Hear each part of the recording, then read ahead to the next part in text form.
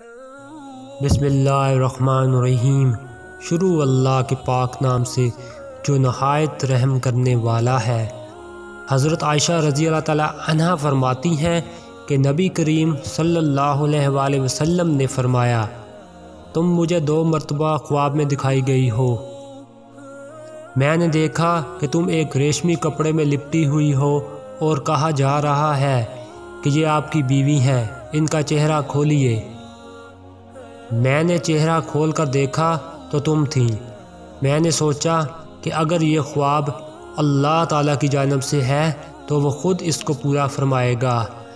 آپ سب دوستوں سے ریکویسٹ ہے کہ اس حدیث کو زیادہ سے زیادہ شیئر کریں۔